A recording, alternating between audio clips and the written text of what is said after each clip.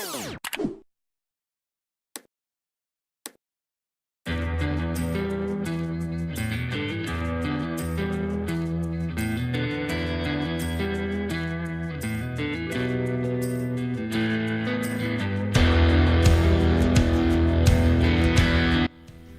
up, guitar enthusiast? I am Reverb Dly.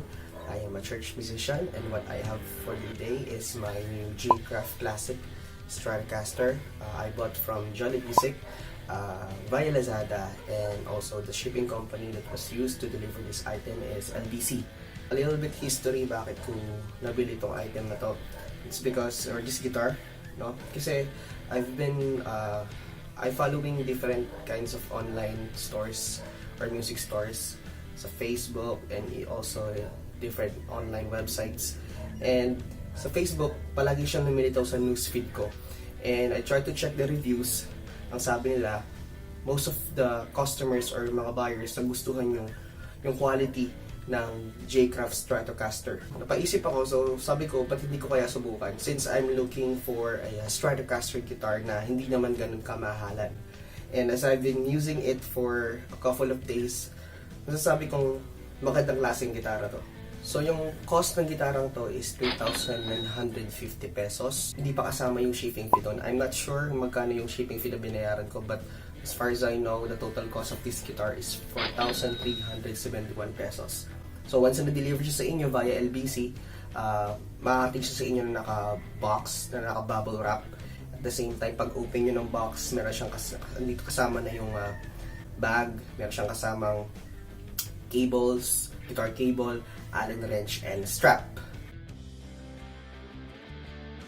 So now let's check the specifications or the specs of this guitar. So pinili kong kulay is a red finish stratocaster. So I'm not sure anong klaseng red to, pero anong klaseng pagka-red, pero alam ko red siya. So this is a red glossy finish with a basswood body, maple neck and fretboard with 22 frets, a white pick guard with 3 single coil pickups, tremolo bridge, standard bridge, volume control, 2-tone control with 5-voice switch, and stock tuners.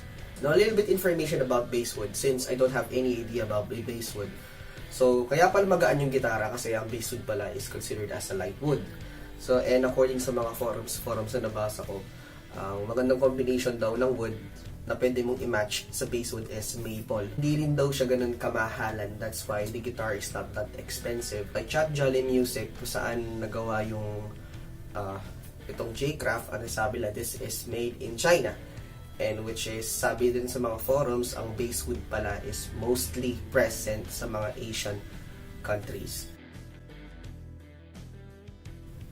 So now let's have a closer look with the aesthetics of this guitar.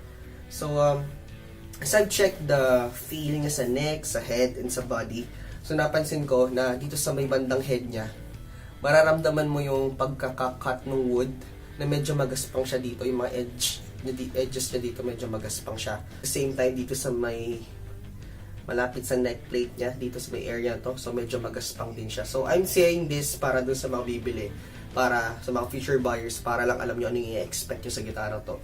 Pero yung neck profile niya maganda. Gusto ko yung feel niya sa neck because I am not actually a fan of a glossy finished neck. I'm not sure if it is a satin finish or what.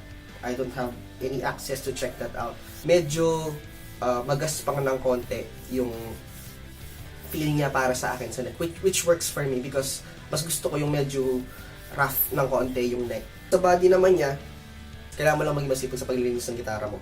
Kasi since it is a glossy finish, mostly sa mga glossy finish, no, dumidikit yung mga fingerprints natin. Pag chinek mo sa likod, meron siyang backplate. And as I checked naman sa backplate niya sa likod, yung ground wire is properly soldered, yung bridge siya maayos sa pagkakagawa. And ang maganda dyan, maganda yung pagkakasetup ng tremolo bridge niya o yung standard tremolo bridge niya. Maganda yung pagkakasetup. So, and napansin ko rin sa may nut niya. So, ang nut niya is plastic. Plastic yung nut niya. As of today, hindi ko pa siya sinesetup. So, meron siyang mga buzz na maririnig, especially pag ginamit siya. Hindi siya nakasetup. So, meron siyang mga buzz, mostly dito sa may bandang mataas na mga frets, meron kayo marinig na makaba. So, hindi ko pa siya sinet up kasi gusto kong marinig nyo or makita nyo kung ano yung i-expect nyo pag nabili nyo yung gitara. So, hindi ko siya set up ngayon kasi plano kong palitan yung nut niya ng papabow nut ko siya. Kasi most of my guitars naman kasi naka-bow nut sila. And ang problema kasi sa plastic, like dun sa RJ Blues Breaker ko, nung binili ko yon, naka-plastic lang siya. Kaya problema kasi sa plastic, madali siyang mapudpod. So, ang plano ko, papabow nut ko na siya. Same time, ayos ko na rin yun or papaset up ko na rin. Since wala naman akong tools para ayusin to. So, dadalhin ko siya dun sa kaibigan ko na nagsiset up ng gitara. I think that those are only minor issues pagdating sa aesthetics niya. Yung mga rough edges dito, which doesn't affect the tone actually. Pero, neck profile maganda, yung body maganda. And wala akong nakitang dents or any hairline scratches nung binili ko siya. And yung strap and bag pala, by the way, maganda rin yung quality nung bag nila at yung strap. Hindi sila yung typical na nabibili natin na generic bags. May maganda naman yung mga bags nila at saka yung strap na ibibigay sa inyo once na nag-avail kayo ng ganitong klaseng gitara. So right now, let's move to our next phase, which is sound demo, or let's check the sound of this guitar. So, I am directly plugged into my USB interface na wala akong ginamit na amplifier, wala akong ginamit na guitar effects. So, rekta siya lahat sa aking computer para lang makita nyo yung actual sound niya, no? Yung character ng gitara mismo. So, now, let's do our sound test.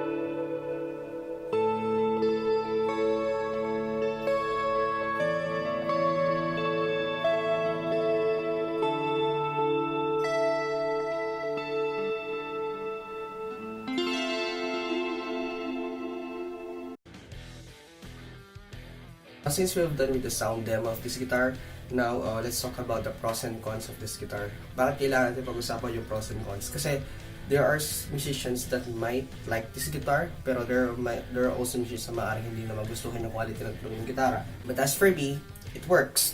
No? Kasi I'm a Strat Guy fan. Gusto ko yung tunog ng clean channel niya since I'm a church musician. Ang sarap maglaro, especially with my worship tone. Ang ganda nung effect nung modulation plus reverb and delay. Sabayan mo pa siya ng tremolo. Maglaro ka dito sa tremolo bridge. Ang ganda nung quality ng sound pagdating sa worship service namin. So, ginamit ko na siya ng isang beses sa aming Sunday service and sobrang satisfied ako sa tunog nilabas niya, especially with my clean channel and with my worship tone that I've used using this guitar. Alam niyo na, yung tone, subjective naman yan eh. Yung tone na gusto mo, maaaring hindi gusto ng iba. So, I'm not saying na itong tone, ito yung tone ko, yun din yung ganda ng tone ko, yun din yung ganda ng tone nyo. No, that's not what I'm saying. Ang tone na natin subjective yan. It really depends upon kung ano yung sa tingin mong mas maganda para sa'yo. Now, ano naman yung feel niya sa akin sa neck? Maganda yung feel niya sa neck. So, sobrang smooth niya. Maganda yung quality pag naglaro ka using, like for example, nagdo ka ng scaling ka or you do your solos or improvisations or your ad-lib. Now, ano naman yung negative side naman ng gitarang to? So, it is mostly evident sa mga gitarang hindi kamahalan is yung pagdating sa mga hardware. Halos lahat ng gitara ko naka-locking tuners. Ito, hindi siya naka-locking tuners. So, since galing siya sa China, expect nyo na madali siyang mawala sa tono. Especially if you do bends. Pag nag-bend ka, expect mo na may time na mawawala yan sa tono. And I think naka-tense ata yung guitar strings dito. So, comment ko is madaling mawala sa tono yung gitara. At the same time, I'm not sure if the frets are properly leveled. Kasi, yun nga, mayroon mga buzz. That's why it needs to be set up. At the same time, yun, yung nut niya dapat maganda yung quality ng nut nyo. Ang maganda naman dito sa gitarang to, kahit na mumurahin yung hardware, madali siyang palitan. Kasi meron akong gitara, yung Blues Breaker, nasira yung tuning keys ko. So, kailangan kong maghanap ng tuning keys sa kamukha na. Alam nyo yung tuning keys sa dalawa yung screw niya magkap, isa sa taas, isa sa baba. Dahil pop steel sila, so madali silang mag-loose, madali silang mawala. So, yun yung comment ko dito sa gitara to, madali siyang mawala sa tono. At the same time, pagdating sa drive channel, para sa akin medyo bitin. Nabibitin ako sa drive channel. Every time na nagde-drive ako, or mag-overdrive ako. Kasi hindi naman ako nagde-distortion eh. Since I'm a church musician nga, hindi ako masyadong fan ng masyadong mabigat na distortion, overdrive. Pero, pag nag-overdrive ako, nabibitin ako. Compared dun sa mga stratocaster ko dati, before. Pag nag-drive ako, okay naman, pero dito medyo bitin nga lang yung overdrive. Buti na lang, amplifier ko sa church is a tube amp. So, nababawi din sa tube amp kasi meron siyang boost and mga controls doon na pwede ko yung i-boost yung overdrive. Same thing with my guitar effects. Yung G7.1 UTC, yung G series ng Zoom, meron siyang tube and boost. So, nababawi naman nakukuha ko naman yung drive na gusto ko. But, at the end of the day, meron pa rin reinforcement ng amplifier at saka ng aking effects. So, ayun. Yung sound naman narinig nyo sa demo is hindi yung talaga actually sa actual sound niya pag sinaksak nyo sa amp. So, maaring ganun yung tunog niya. Depends upon kung anong discretion nyo sa tone. Pero, para sa akin, if walang reinforcement kayong gagamitin para i-boost ito, so, medyo baka mabitin kayo sa drive. Hindi natin alam. Subjective yan. Para sa akin, ganun siya. Pero overall, 3,950 guitar and it sounds that good in terms of tone and clarity of the notes, no? Especially with the clean channel. Sobrang magandang klaseng gitara to. Now, the question is, sulit ba siya? Sa presyo 3,950, of course, I do recommend you to buy this guitar. Masyadong mura itong gitarang to para sa value niya. Parang mas mataas ang value, yung quality, yung tunog ng gitara, mas mataas yung value niya kaysa dun sa price niya. That's why sobrang sulit. It is an affordable guitar, especially for beginners who wants to study guitar. So if naghahanap kayo ng murang gitara, this is the guitar for you. So I do recommend Jcraft Classic Stratocaster. I bought this from Jolly Music, 3,950 pesos, no? So it really works. So if you are looking for a guitar na hindi ganun kamahalan that can produce a good quality sound, Jcraft Stratocaster is for you. They have Telecaster, they have Telecaster na naka-humbuckers. They also have Stratocaster with different variants. They have a sunburst color, a Olympic white, a black, a surf green, this one, a glossy red, and I forgot the other color, but you can actually check that out on Lazada or any online music stores that is available in the any social media websites. So if I will rate this guitar out of 10, I can give an 8.5 out of 10 with this guitar. And I think that's it for today. That's it for today's review. See you again next time. I am Reverb Dly, and do not forget to subscribe to my YouTube channel. So click the subscribe button below. See you next time.